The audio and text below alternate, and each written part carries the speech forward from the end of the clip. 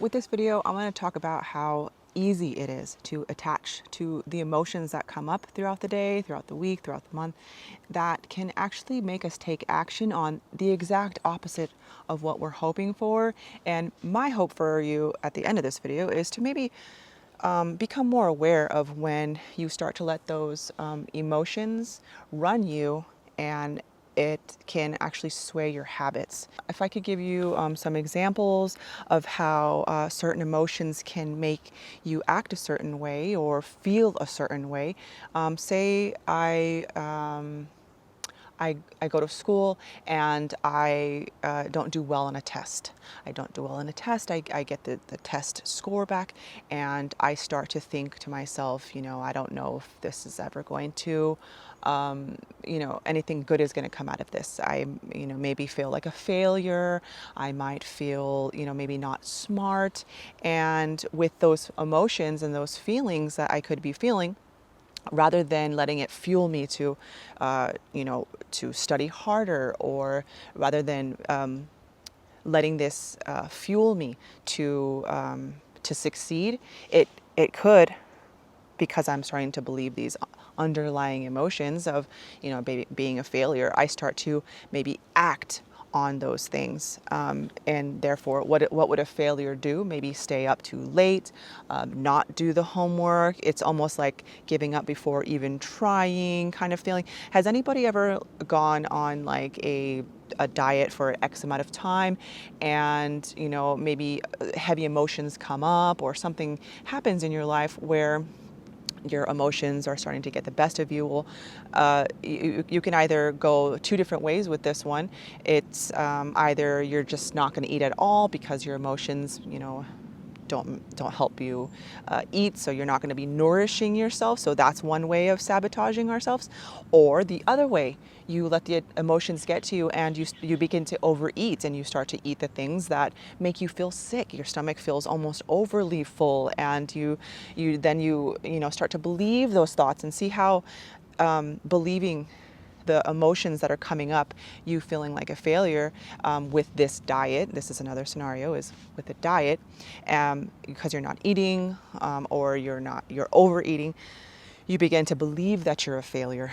So those emotions that come up starts to play with your head. And can you see how easily those thoughts can impact your habits, your mindset, and ultimately our actions? And so my hope for you is to be able to just take some time to be more aware of when those thoughts, those patterns come up, and rather than shoo them away, because a lot of the times that when these emotions come up, it could go both ways.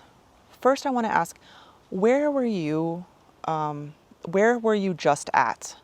Did you come back from a busy place? Were you at a mall? Were you at a park? Were you visiting, people, or were you in large crowds? If that being said, maybe a nice long walk will help you. That being said, maybe somewhere like this, where it's just you, your thoughts, and a bunch of trees and a beautiful dirt trail around you, where you're able to bathe in a forest. So it could be multiple factors, is what I'm saying. It could be your environment, where there's just a lot of chatter going on, there's a lot of people around you. It's almost like an energetic shower that you're going to need to take. You can, again, bathe in a forest. You can actually take a shower and clear yourself, and just find ways to connect. So that's one question. Were you around a bunch of people? Do you need an energetic cleanse? Two, what makes you think that these emotions are yours? These can come from the collective. These can come from, your environment. And so that being said, they sometimes, arise, and maybe it is yours. Maybe this is something that just wants to bubble up, almost like a natural spring, but it's in your body and it's your emotions. It's coming up and it just wants to be acknowledged. Hey, I hear you. Hey, I see you. I acknowledge you. But I'm going to go ahead and choose the exact opposite. Thank you for trying to help me,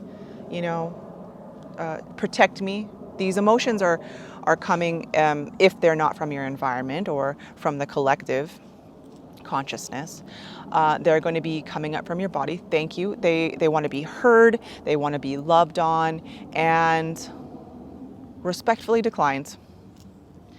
And so, once you start to do that, this is a practice. It's just like yoga. It's just like taking a stretch.